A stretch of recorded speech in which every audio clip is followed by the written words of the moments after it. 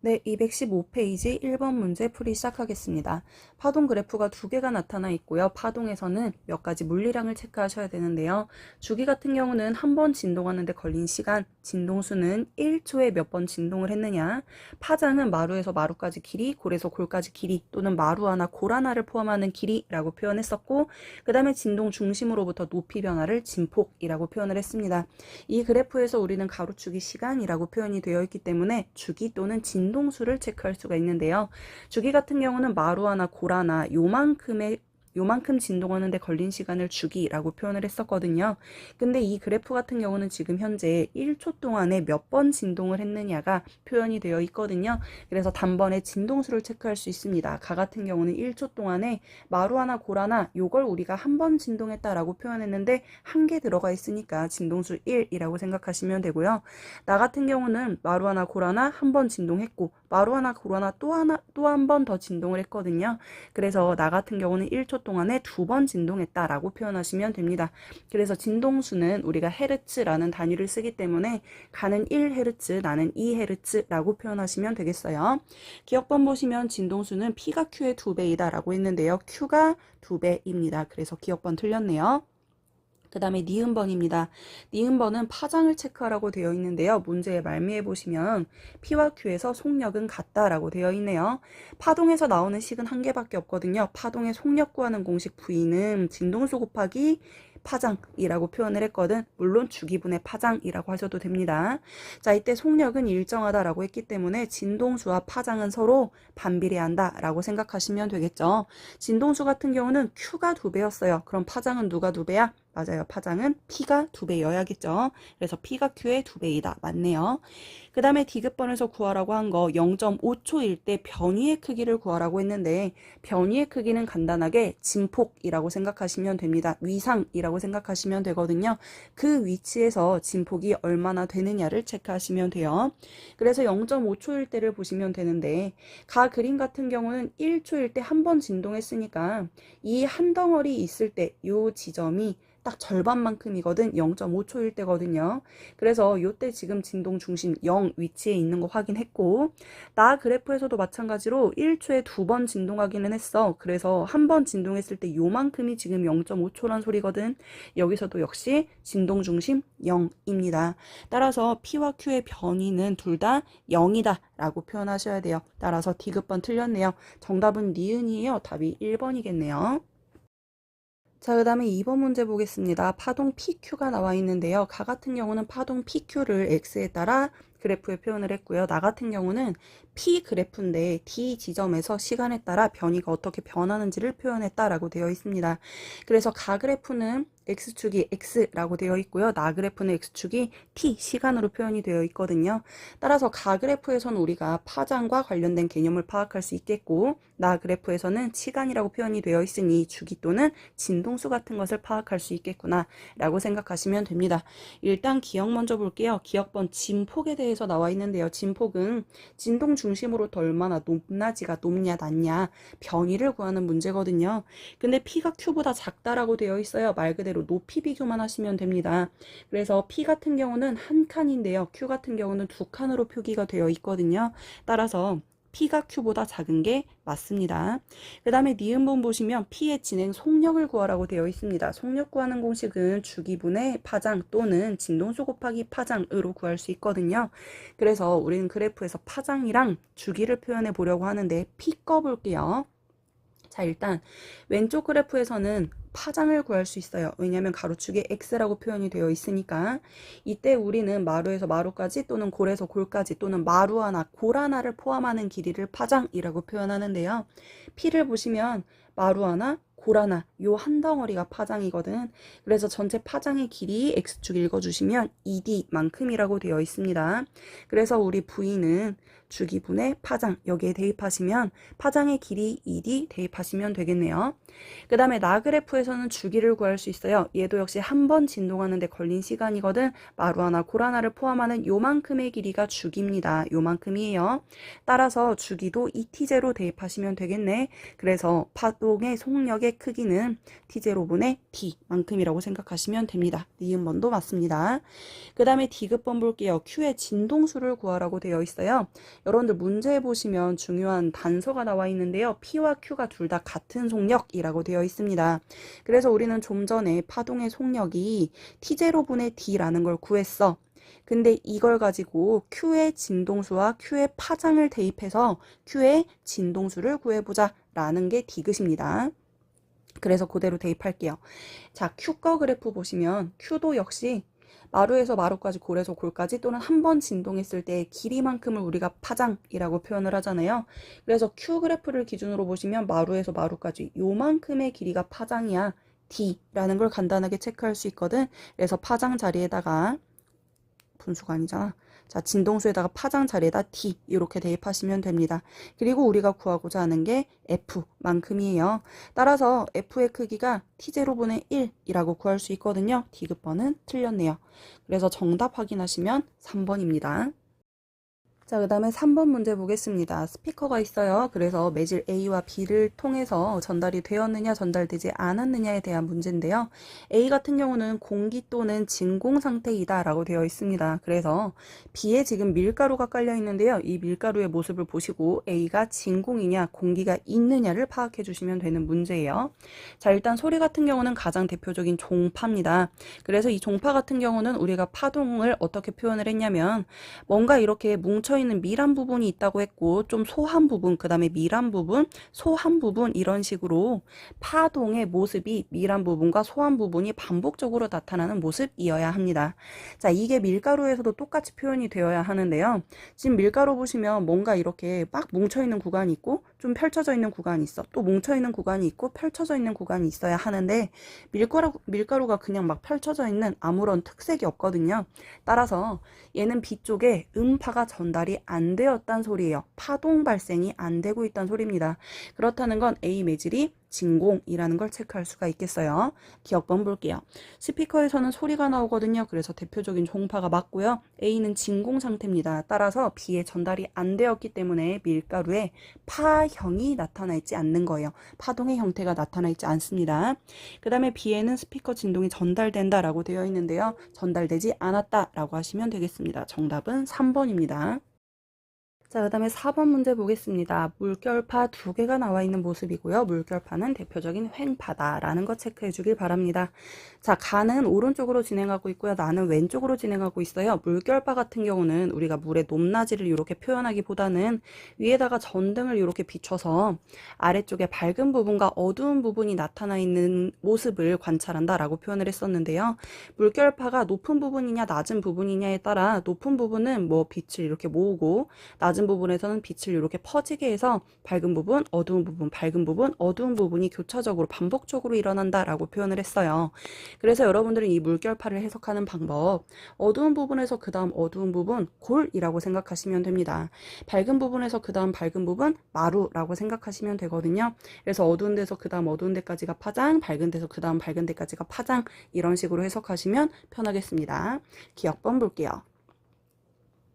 자, 기억번 보시면 물결파의 파장을 표현하라고 되어 있는데요. 파장은 가에서가 나에서보다 길다 라고 되어 있는데, 좀 전에 얘기했듯이 어두운 데서 그 다음 어두운 데까지, 밝은 데서 그 다음 밝은 데까지가 파장이거든요. 나가 더 좁기 때문에 가에서가 파장이 더 길다 라고 표현하는 것이 맞습니다. 그 다음에 니은번 보시면 가나에서 어두운 지점은 물결파가 진행과 상관없이 항상 어둡다 라고 되어 있는데, 여러분들 파동이라고 하는 건 계속 그 지점에서 위와 아래를 반복적으로 진동하고 있는 게 파동이에요. 매질이 위아래로 진동을 하고 있거든요. 따라서 어떠한 지점이라고 하면 이 지점이 아래로 진행할 땐 골이야. 그 다음에 위로 진동할 땐 마루거든. 따라서 어두운 부분과 밝은 부분이 반복적으로 진행이 되어야 합니다. 지속이 되어야 합니다.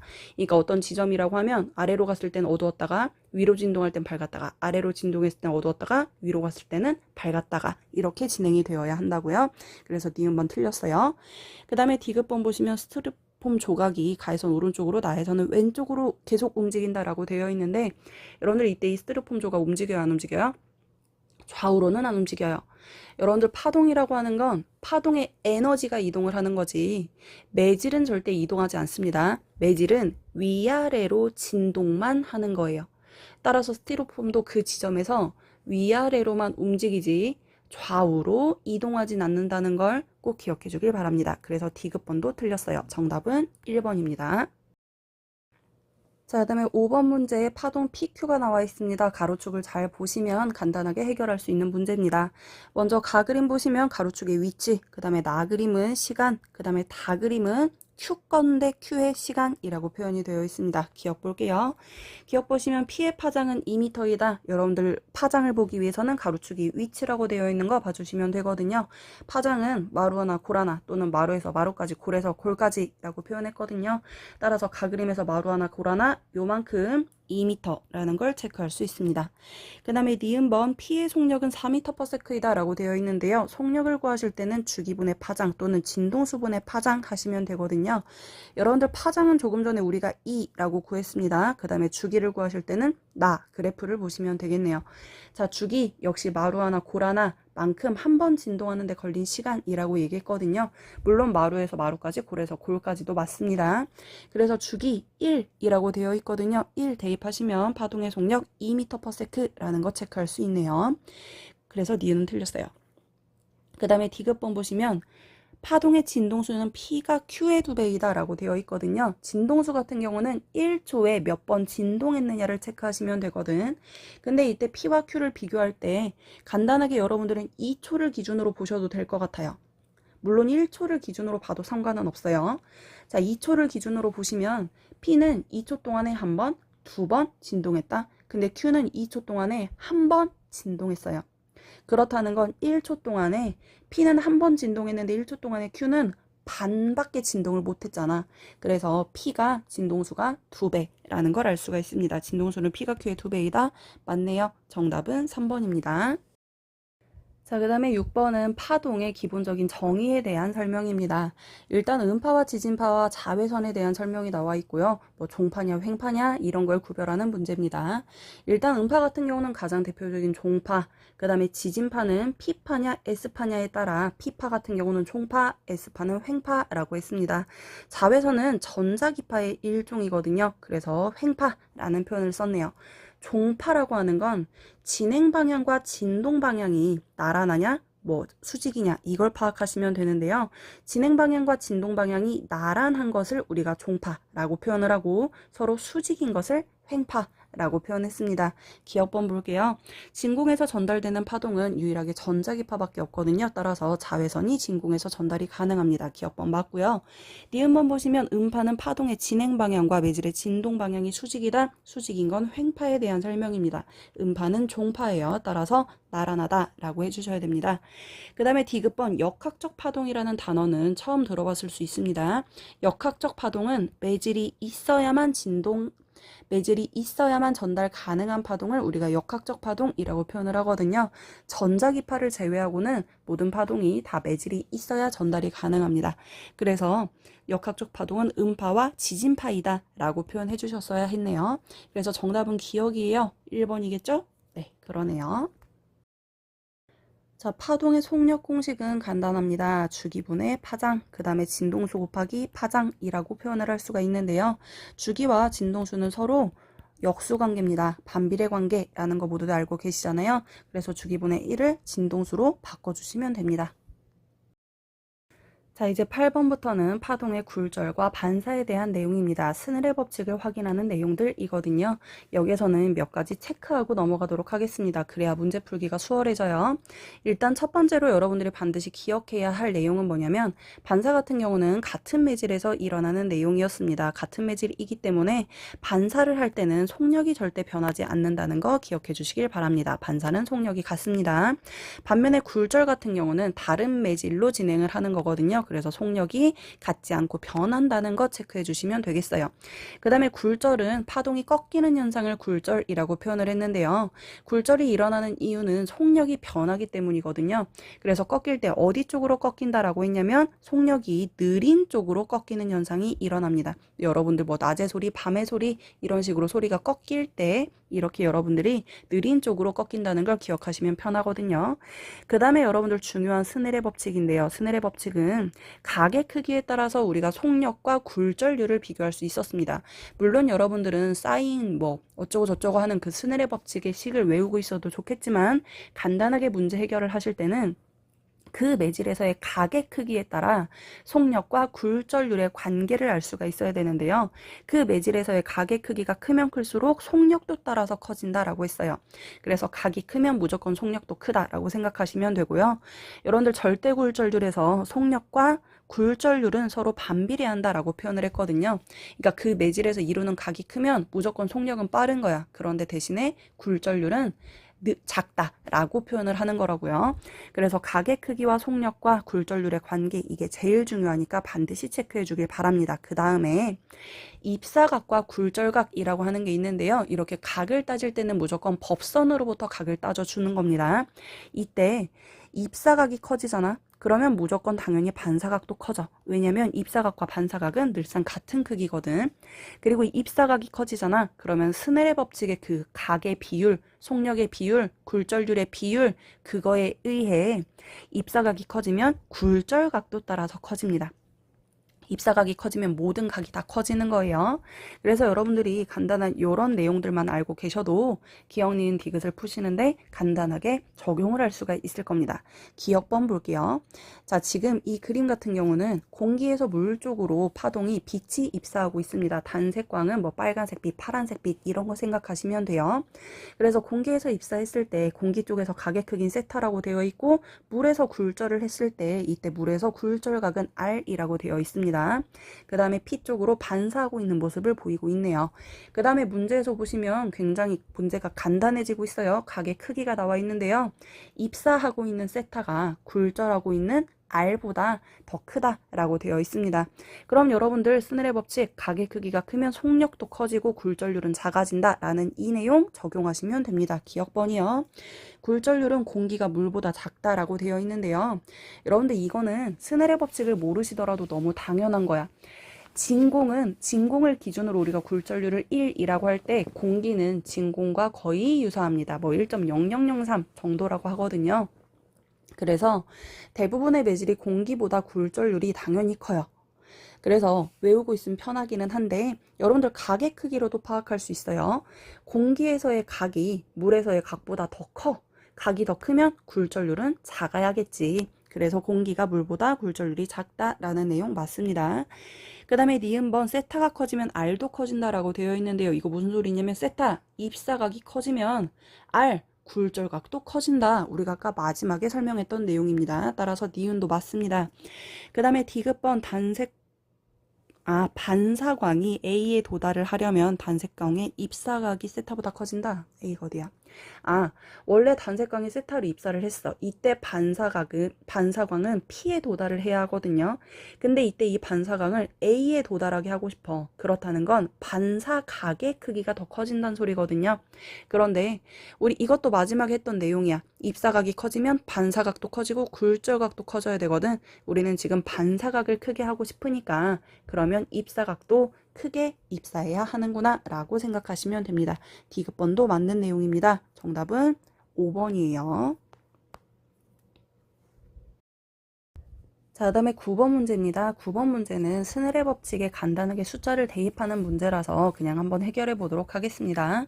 스넬의 법칙 같은 경우는 매질 1과 매질 2번이 있다고 칠 때 매질 1번에서의 굴절률과 쌓인 각, 매질 2번에서의 굴절률과 쌓인 각을 곱한 값이 늘상 같다 라고 말하는 게 스넬의 법칙이거든요. 한번 식을 세워보면 매질 1번에서의 굴절률에다가 매질 1번에서의 쌓인각을 곱해요. 그 다음에 매질 2번에서의 굴절률에다가 매질 2번에서의 쌓인각을 곱합니다.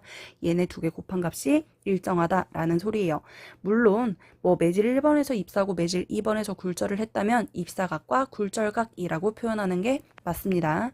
그래서 적용 한번 해볼게요. 얘는 지금 공기에서 매질 A 쪽으로 굴절하고 있는 모습입니다. 공기에서 입사해서 A에서 굴절했어요. 그래서 그대로 대입을 하시면 공기에서의 굴절률에다가 공기에서의 쌓인각을 곱하시면 됩니다. 여기가 입사각이거든요. 여기를 세타 공기라고 표현을 해볼게요. 그 다음에 매질 A에서 굴절을 했어요. 매질 A에서의 굴절률에다가 매질 A에서의 쌓인각을 곱하시면 되는데 굴절각의 크기를 세타 A라고 두시면 될 것 같습니다. 곱한 게 같아야 한다고요. 이렇게 식 세워주시면 돼요. 그 다음에 공기의 굴절률은 1이라고 했으니 1 그대로 대입해 주시고 그 다음에 쌓인 세타 공기를 대입하시면 되는데 자, 여러분들 이게 삼각형이라고 생각해봐요. 그리고 나서 이 세타 공기의 쌓인은 이거 빗면분의 높이잖아요. 근데 이때 이 빗면은 원에서의 반지름입니다. 그래서 반지름을 5라고 되어 있네. 여기 문제에. 그래서 5를 한번 대입해 볼게요. 5분의 높이 4 이렇게 대입하시면 됩니다. 그 다음에 A의 굴절률 그대로 써주시고 자 A에서도 마찬가지로 요만큼이 삼각형이야. 이때 사인은 이 빗면분의 높이거든요. 얘도 역시 이 빗면은 똑같이 반지름이야. 5 대입하시면 되겠죠? 5분의 2 하시면 됩니다. 그래서 반지름은 똑같으니까 약분시켜 주시고요. 결과적으로 우리는 A의 굴절률이 궁금한 거거든. 그래서 A의 굴절률은 2라고 표현하시면 됐네요. 간단하게 스넬의 법칙에다가 적용하는 거니까 한 번씩 해보시면 될 것 같습니다. 자, 그 다음에 10번 문제입니다. 10번 문제는 신기루에 대한 문제인데요. 신기루는 이제 표면이랑 상공에서의 공기의 온도차에 의해 굴절 현상이 일어나는 모습입니다. 자, 이때 공기가 따뜻한 공기랑 찬 공기가 있는 거예요. 그러면 따뜻한 공기와 찬 공기에서 파동의 이동 속력이 다르거든요. 물론 소리도 다르고 빛도 다른데 소리도 빛도 둘 다 따뜻한 공기에서 속력이 더 빠릅니다. 그래서 따뜻한 공기에선 속력이 빠르고 차가운 공기에선 속력이 느리기 때문에 우리가 속력이 느린 쪽으로 파동이 굴절하는 현상, 파동이 휘는 현상이 일어난다라고 했거든요. 그래서 신기루가 일어나는 거예요. 기억번 볼게요. 빛의 굴절 현상으로 설명할 수 있습니다. 얘는 빛이 따뜻한 공기에서 찬 공기 쪽으로 휘는 현상 때문에 일어나는 현상입니다. 니은번 보시면 아스팔트 표면에서의 공기의 밀도는 아스팔트 표면 위에서의 공기의 밀도보다 크다라고 되어 있는데요. 이 신기루는 이 아스팔트 위가 따뜻한 공기야. 그러니까 아스팔트가 뜨거우니까 아스팔트 위에 공기가 따뜻하다. 그 다음에 표면에서의 공기가 차가운 거야. 그래서 아래쪽이 속력이 빠르고 위쪽이 속력이 느리다. 그래가지고 이제 위쪽으로 이렇게 빛이 휘는 현상이 일어나는 거예요. 근데 사람은 이게 휘어오는지 모르고 이렇게 아래쪽에서 빛이 출발했다고 생각을 하기 때문에 다른 곳에서 이제 신기루 현상이 일어나는 거거든요. 근데 이때 공기의 밀도는 온도가 높을수록 밀도가 작아요. 온도가 높을수록 밀도가 작습니다. 이건 상식인데 모를 수도 있지. 자, 어쨌든 그래서 표면에서의 공기의 밀도와 그 다음에 표면 위에서의 공기의 밀도를 비교하라고 되어 있는데요. 표면에서의 공기의 밀도가 더 작아요. 왜냐하면 표면에서의 온도가 더 높기 때문이에요. 니은번은 틀렸습니다. 그 다음에 D급번 보시면 아스팔트 표면에서의 빛의 속력은 아스팔트 표면 위에서의 빛의 속력보다 빠르다라고 되어 있는데요. 표면에서가 따뜻한 공기입니다. 그래서 표면에서 빛의 속력이 빠르다라고 이야기하는 게 맞습니다. 그래서 기억 디귿 맞으니까 정답은 3번입니다. 자, 그 다음에 11번 문제 보겠습니다. 11번 문제도 여러분들이 간단하게 각의 크기와 속력의 크기와 굴절률의 관계를 먼저 상기하시고 풀어주시면 좋을 것 같습니다. 그래서 그 매질에서의 각의 크기와 속력의 크기는 비례한다 라고 표현했고요. 속력과 굴절률은 반비례한다 라고 이야기했어요. 얘는 꼭 기억해 줍시다. 자, 문제를 볼게요. 프리즘에 빛이 입사하고 있습니다. 단색광 A가 매질 P에서 매질 Q 쪽으로 수직으로 입사했다라고 되어 있어요. 이건 무슨 소리냐면 여기가 직각이라는 소리죠. 그러면 여러분들 먼저 그림 한번 해석을 할게. 빛이 입사를 해서 여기서 이렇게 반사를 할 건데 이때 입사하고 반사는 요 사이의 각도 역시 직각이야. 왜냐면 여기 직각, 수직으로 입사했으니까 여기도 직각, 그럼 여기도 당연히 직각, 만났을 때 여기도 직각, A이에요. 자, 이건 참고적으로 여러분들이 그림으로 봐주시면 될 것 같고요. 그 다음에 빛이 입사하는 경로를 한번 볼 텐데요. 이 단색강 A가 먼저 매질 P에서 매질 Q로 첫 번째 입사했어요. 그리고 나서 매질 Q에서 매질 P 쪽으로 요 경계면을 기준으로 또 한 번 입사를 해가지고 일부는 반사하고 일부는 굴절하고 있는 모습을 볼 수가 있습니다. 자, 이때 우리가 집중해서 봐야 할 부분은 어디냐면 빛이 Q에서 P로 입사하는 요 부분이야. 요렇게 입사해서 반사하고 요렇게 입사해서 굴절하는 요 부분이거든요. 자, 이때 우리는 뭘 그려줘야 되냐면 경계면을 기준으로 법선을 하나 그려줘야 돼요. 그래야 각의 크기를 비교할 수 있잖아요. 그래서 이 경계면에다가 좀 키우고 이 경계면에다가 법선을 이렇게 그리는 거야. 자, 그리고 나서 이 법선으로부터 입사각과 굴절각을 표시해 볼게요. 그러면 Q 쪽에서 입사를 했으니까 여기가 입사각일 겁니다. 요걸 세타 1이라고 할게요. 그 다음에 요게 굴절각이거든. 요걸 세타 2라고 합시다. 자, 그러면 딱 봐도 여러분들 입사각이랑 굴절각의 크기 비교를 할 수 있어요. 여러분들 각의 크기를 비교하실 때는 입사하고 있는 광선을 쭉 이렇게 대각선으로 그리는 거야. 얘보다 안쪽에 있느냐 바깥쪽에 있느냐에 따라 법선으로부터 각의 크기를 구해주시면 되는데요. 얘는 입사하고 있는 세타 1이 굴절하고 있는 세타 2보다 더 큰 경우입니다. 입사를 어디 쪽에서 하고 있냐면 Q 쪽에서 입사하고 있고요. 그 다음에 P 쪽에서 굴절하고 있거든요. 이걸 가지고 우리는 속력과 굴절률을 비교할 수 있어요. 각이 크면 속력이 크고 각이 크면 굴절률은 작습니다. 기억번 볼게요. 굴절률은 P가 Q보다 크다라고 되어 있어요. 여러분들 각의 크기가 Q에서의 각이 더 커요. 그럼 굴절률은 P에서 더 커야겠죠? 기억번 맞습니다. 그 다음에 니은번 Q에서 P로 입사하는 A의 입사각은 45도이다 라고 되어 있거든요. Q에서 P로 입사하는 요거야. 지금 이 빛인데 얘가 입사하고 있는 요 입사각이 45도다 라는 소리입니다. 얘는 지금 세타 1이라고 우리가 아까 지정을 했었는데요. 이 입사각의 크기는 어떻게 알면 되냐면 입사각과 반사광의 요 사이의 각이 우리가 아까 직각이라고 했어요. 근데 입사각이랑 반사각의 크기는 늘상 같아야 된다. 그걸 법선을 그렸으니까 절반으로 쪼갠 거야. 90도를 절반으로 쪼갰으니까 당연히 세타 1은 45도라는 걸 체크할 수 있습니다. 그림 한번 깨끗하게 그려줄까? 자, 우리가 아까 입사하고 있는 것과 반사하고 있는 요 사이의 각이 직각이라는 거 처음에 얘기했어요. 그리고 우리는 요 그림 가운데다가 처음 가운데다가 법선, 수직인 선을 이렇게 그린 거야. 그래서 절반은 입사각이고 절반은 반사각이다. 근데 입사각이랑 반사각은 늘상 같아야 돼. 근데 얘네 두 개를 더한 값이 90도야. 따라서 입사각도 반사각도 둘 다 45도다 라는 결론입니다. 자, 그림은 중요하니까 아까 그 그림 다시 한번 그린다. 여기가 세타 1, 여기가 세타 2. 자, 그 다음에 D급번 볼게요. D급번 보시면 A의 반사광과 굴절광의 진동수는 같다라고 되어 있거든요. 요거 매우 중요한 사실입니다. 여러분들 지금은 단색광은 A 한 개야. 이 A가 프리즘을 들어가고 뭐 나오고 그러니까 얘가 뭐 물속을 들어갔다가 공기를 들어갔다가 하잖아. 그렇다고 해서 뭐 빨간 색깔이 다른 색깔로 변하거나 하지는 않아요. 여러분들 진동수는 뭐에 따라 변한다고 했냐면 무조건 파원이 결정을 해주는 겁니다. 파원 자체가 변하지 않으면 진동수도 변하지 않습니다. 따라서 얘가 반사를 하든지 굴절을 하든지 간에 이 단색광의 진동수는 늘상 같다라고 정리해 주셔야 돼요. 정답은 5번입니다.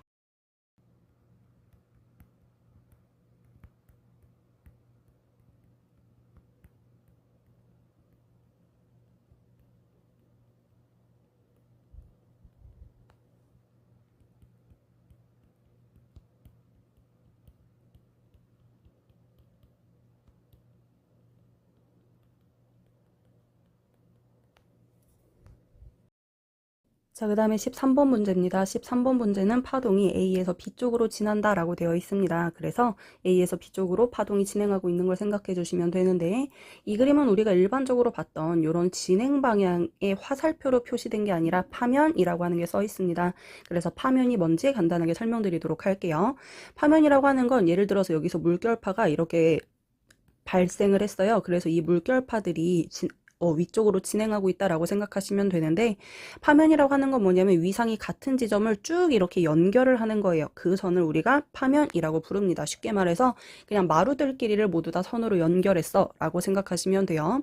그래서 이때 파동이 이렇게 위쪽으로 진행한다라고 생각을 했을 때 파면은 그에 대하여 수직인 선으로 표현된다 라고 생각하시면 되겠어요. 그래서 왼쪽 그림을 보시면 지금 파면이 표현되어 있는데, 이때 이 파면을 통해 우리는 수직으로 진행 방향의 화살표를 그려줄 수 있습니다. 그래서 매질 A 쪽에서 진행하고 있는 이 가로선들, 내가 지금 그리는 이 가로선들에 대하여 수직인 선을 그려주시는데, 각도가 여기 표현되어 있으니까 여기에다가 수직으로 이런 선을 그려보도록 할게요. 그 다음에 마찬가지로 매질 B에서도 이 파면에 대하여 수직인 선을 이런 식으로 그려주시면 됩니다. 그러면 A에서 B 쪽으로 입사한다라고 했으니 이렇게 진행 방향을 표현할 수 있고, 이 그림에 대해 우리가 법선을 그려주시면 된다고요. 자, 이렇게 하시면 여러분들이 풀기 쉬운 문제가 되었어요. 지금 우리가 그린 이 화살표는 파면에 대하여 수직으로 그린 그림입니다. 자, 그러면 입사각부터 갈게요. 입사각은 구간 A에서 입사하고 있으니 요만큼의 각, 요게 바로 입사각이거든. 이때 입사각은 얼마냐면 30도임을 파악할 수 있습니다. 법선으로부터 이 경계면까지가 수직이고요. 그 다음에 파면과 진행 방향, 요 사이 요만큼이 역시 수직이거든요. 그래서 우리가 입사각은 30이라는 거 체크할 수 있고, 그 다음에 굴절각은 요게 굴절각이거든. 굴절각 60도라는 거 체크할 수 있습니다. 역시 경계면으로부터 법선까지 요게 직각, 그 다음에 파면으로부터 진행 방향까지 요게 직각이거든요. 그래서 굴절각 60인 상태예요. 입사각이 30이고 굴절각이 60이라는 거 체크하신 다음에 기억, 니은, 디귿 보도록 할게요. 입사는 A에서 했고 굴절은 B에서 했습니다. 자, 기억번 물결파의 파장은 A에서가 B에서보다 작다라고 되어 있거든요. 스넬의 법칙 확인 한번 해볼게요. 세타는 속력에는 비례하고 굴절률에는 반비례한다라는 게 스넬의 법칙이었는데, 이때 우리가 하나 더 체크할 수 있는 거 속력과 파장의 관계입니다.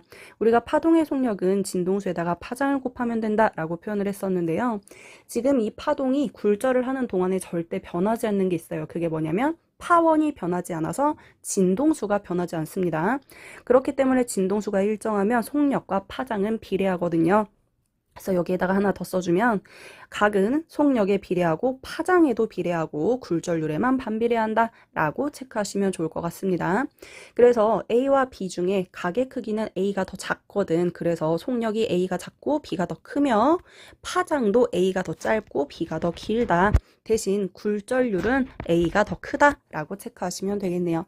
그래서 기억번 보시면 A가 B보다 작다라고 되어 있으니 기억번 맞는 내용. 그 다음에 니은번 진동수는 A에서든 B에서든 절대 변하면 안 된다라고 했습니다. 파원이 변하지 않거든요. 그래서 진동수는 같고요. 물결파가 A에서 B로 입사할 때 입사각은 60도이다 라고 되어 있는데요. 우리가 아까 계산했을 때 입사각은 30도였습니다. 정답은 1번이에요. 자, 그 다음에 14번 문제입니다. 매질 A에서 매질 B 쪽으로 단색광이 입사하고 있습니다. 그 다음에 입사각은 30도, 굴절각은 45도라고 문제상에 친절하게 적혀 있고요. 이걸 가지고 우리가 나중에 기억, 니은, 디귿 쓸 때 필요하니까 스넬의 법칙을 한번 써보도록 하겠습니다. 스넬의 법칙은 매질 A에서의 굴절률과 그 다음에 사인각, 그 다음에 매질 B에서의 굴절률과 매질 B에서의 사인각을 곱한 값이 일정하다라는 내용이거든요. 그래서 그 식을 한번 써보면 매질 A에서의 굴절률과 매질 A에서의 각 사인 30 곱해주시고, 매질 B에서의 굴절률과 매질 B에서의 사인 각 사인 45도를 곱한 값, 요게 일정하다라고 써주시면 되겠습니다. 그 다음에 이 식을 썼으니까 우리가 디귿을 먼저 보도록 할게요. 디귿에서 뭘 구하라고 했냐면 A에 대한 B의 굴절률을 구하라고 했거든. 여러분들 A에 대한 B의 굴절률은 A의 굴절률을 NA, 그 다음에 B의 굴절률을 NB라고 표현했을 때 뭐뭐에 대한 앞에 있는 게 기준이야. 근데 우리가 분수로 표현할 때 기준은 늘상 아래에 쓰거든요. 그래서 A에 대한 B의 굴절률은 NA분의 NB 라고 체크하시고 이 식에 따라 얘를 정리해주면 됩니다. 그래서 NA분의 NB니까 반대로 넘기고 반대로 넘기면 결과적으로 사인 45도분의 그 다음에 사인 30이라는 걸 체크할 수 있겠네요. 따라서 디귿번은 맞는 내용입니다. 그 다음에 기억으로 갈게요. 기억 A, B에서의 단색광의 진동수는 서로 같다라고 했거든요. 여러분들 단색광 처음에 파워는 변하지 않습니다. 따라서 진동수는 늘상 같아야 하고, 그 다음에 두 번째 구하라고 한 건 단색광의 속력입니다. 속력은 각의 크기와 속력은 비례하고 굴절률은 반비례한다 라고 표현했거든요. 각이 큰 곳에서 속력도 빠릅니다. 지금 매질 A와 B를 비교했을 때 매질 B에서 각이 더 크거든요. 그럼 매질 B에서 속력도 더 빠르다 라고 하셔야겠네요. 근데 A에서가 더 빠르다 라고 했으니 니은번은 틀렸어요. 정답은 기역, 디귿 3번이네요. 자, 그 다음에 15번 문제 보겠습니다. 지금 파동이 진행을 하고 있는데요. 파동이 플러스 X방향으로 이동하고 있습니다. 이건 무슨 소리냐면 여기에 연결해서 이런 식으로 그림을 그리라는 소리가 아니라고 했어요. 파동이 이동한다고 하는 건 얘 자체가 오른쪽으로 이렇게 이동한다. 이런 걸 잘 그려야겠다. 오른쪽으로 이런 식으로 계속 파동 자체가 오른쪽으로 진행하고 있는 이런 그림을 우리가 파동이 오른쪽으로 진행한다 라고 표현을 하는 거라고요. 자, 그러면 문제 상황 보도록 하겠습니다. 주기가 2초라고 되어 있어요. 그 다음에 아래에 나와 있는 그래프의 X축은 X라고 표현이 되어 있습니다. 우리는 이 그래프를 통해서 파장을 체크할 수 있잖아요. 파장은 마루와 골을 포함하는 그 딱 한 주기에 그만큼의 길이를 파장이라고 말하거든. 요만큼이 파장이겠네. 따라서 파장의 길이는 4m라고 체크하시면 됩니다. 그러면 파동의 속력 구할 수 있어요. 파동의 속력은 주기분의 파장으로 표현할 수 있는데 주기가 2초라고 문제에 나와 있고 파장이 4라고 되어 있으니 파동의 속력은 2m/s입니다. 이건 무슨 소리냐면 2m/s라는 소리는 1초당 2m를 파동이 움직인다 라는 소리예요. 1초당 무조건 2m씩만 움직여야 합니다. 자, 그런데 이 파동이 t0만큼 시간이 지났을 때 9m에서 변이가 처음으로 마이너스 1m가 됐답니다. 그러면 마이너스 9m인 요 지점은 아래로 갔다가 위로 갔다가 아래로 갔다가 위로 갔다가 이렇게 진동을 하게 될 텐데 처음으로 이 9m인 지점이 마이너스 1이 되는 거야. 진동 높이가 마이너스 1이 된답니다. 그런데 이 마이너스 1인 지점은 애초에 이 3m인 지점이 마이너스 1이었어요.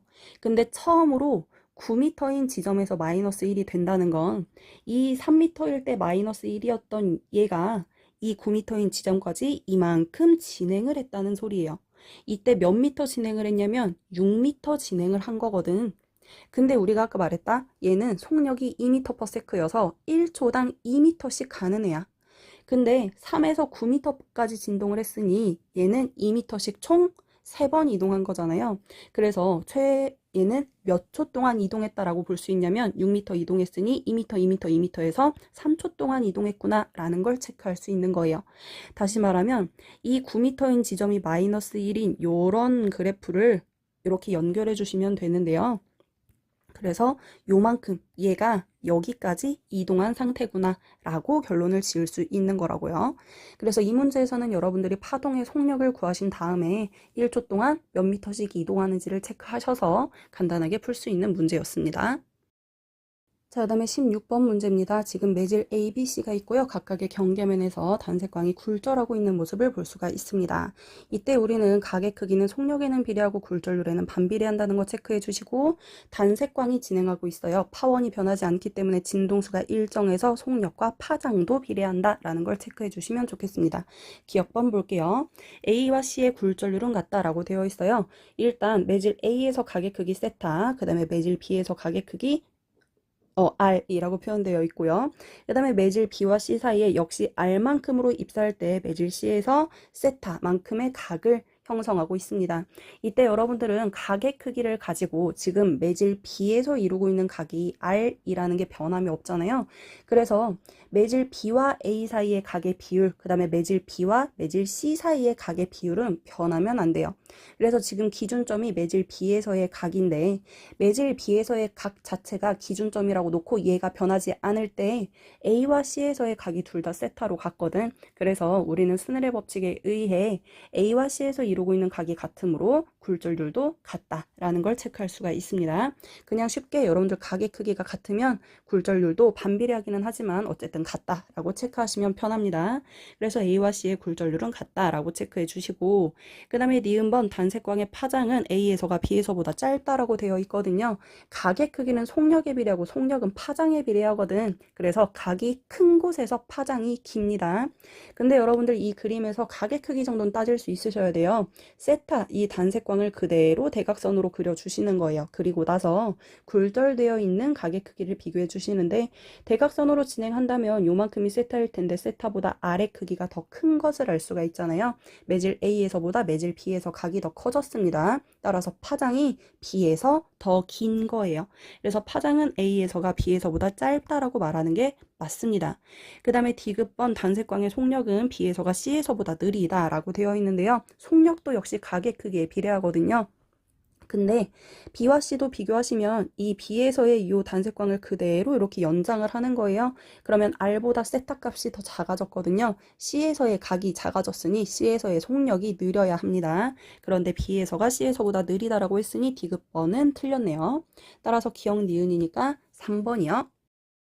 자, 다음에 17번 문제 보시면 파동이 A에서 B로 진행을 하고 있는데요. 파면으로 표현되어 있는 모습입니다.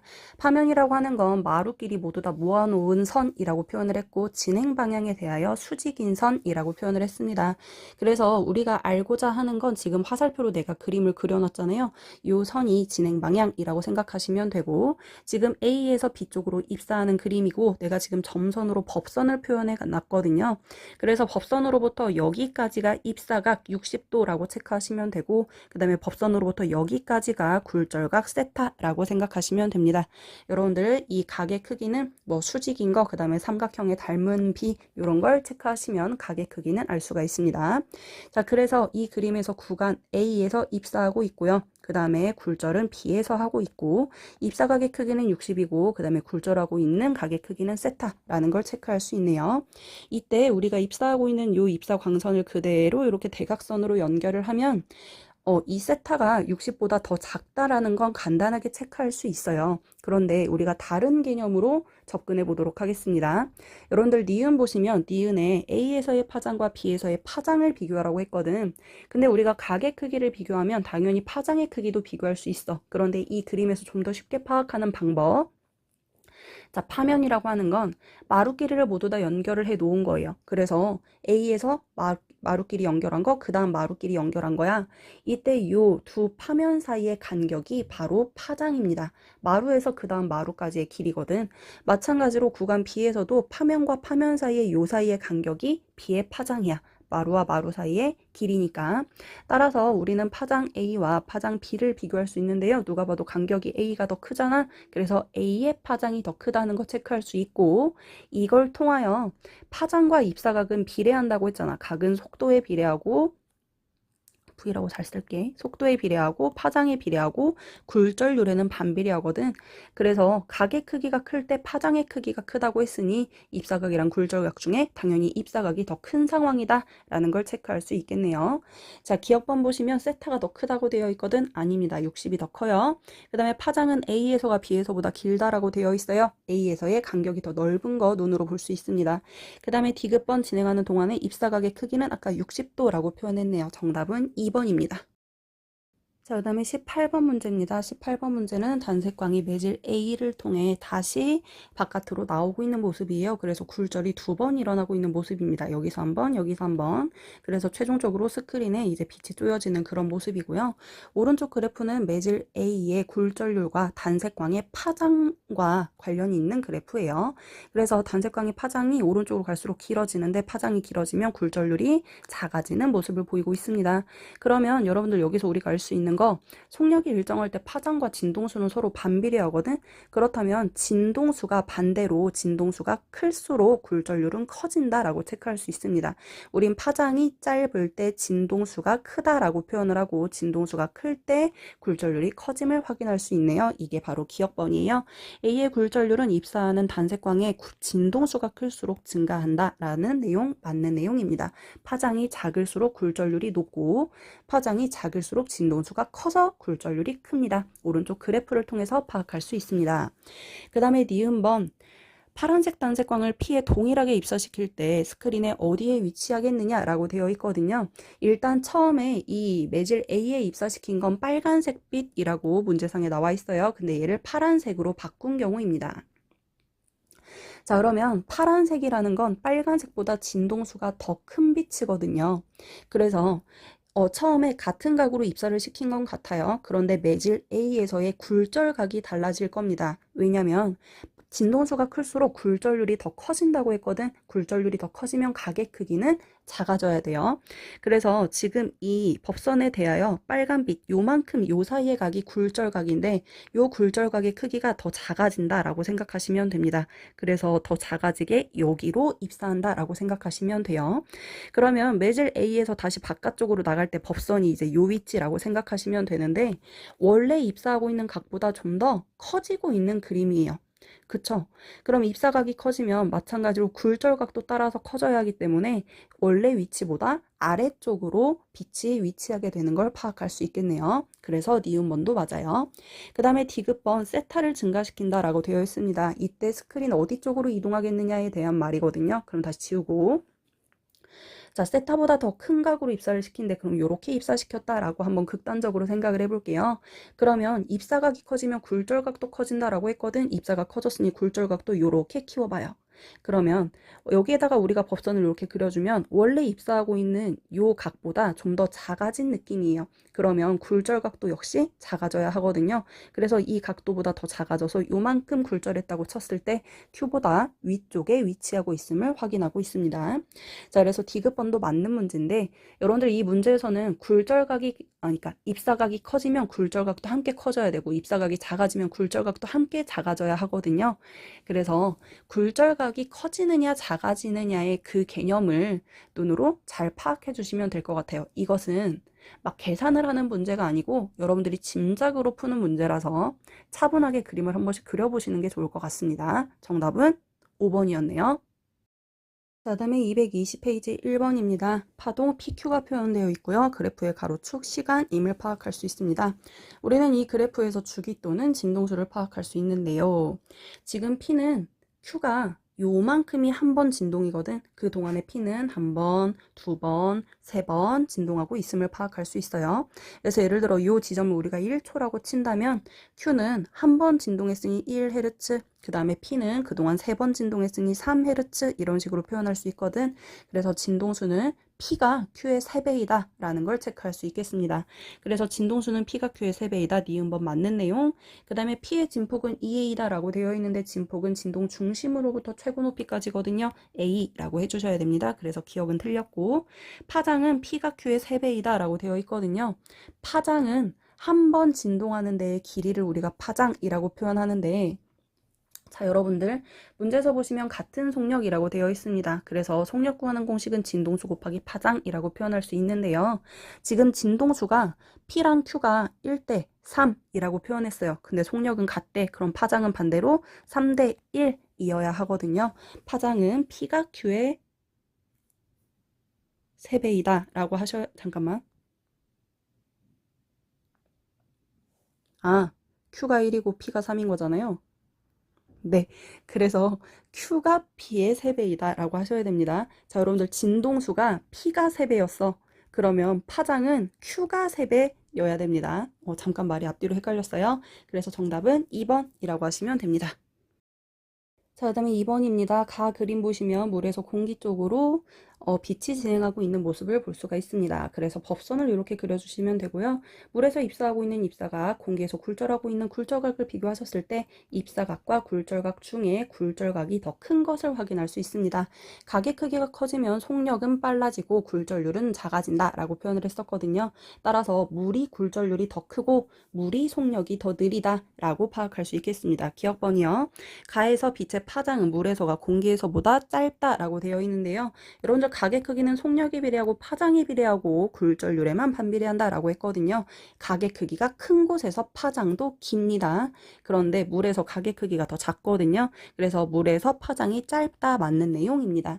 그 다음에 니은번 가에서 빛의 진동수는 물에서가 공기에서보다 크다? 아니죠. 여러분들 파원이 변하지 않으면 진동수도 변하지 않습니다. 그래서 진동수 같다라고 해주셔야 하고 디귿번 나에서 소리의 속력은 차가운 공기에서가 따뜻한 공기에서보다 크다? 아닙니다. 여러분들 속력은 따뜻한 공기에서 더 크다라고 되어 따뜻한 공기에서 더 빠르다라고 표현을 하거든요.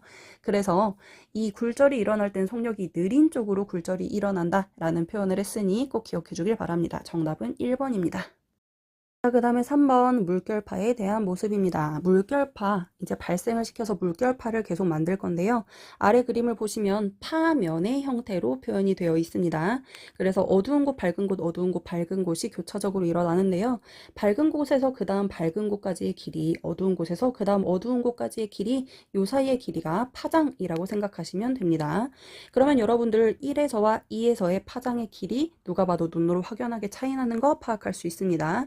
근데 얘는 지금 실험 상황이 뭐가 다른 거냐면 이 수조 속에다가 유리판을 넣는 거예요. 그래서 물을 더 얕게 하거나 또는 물을 더 깊게 하는데 유리판을 넣은 곳이 물이 더 얕은 곳이다 라고 생각하시면 됩니다. 그래서 결과를 보시면 1번에서는 유리판을 넣었어요. 그래서 물이 얕고요. 그 다음에 2번에서는 유리판이 없어요. 물이 더 깊다 라고 생각하시면 됩니다.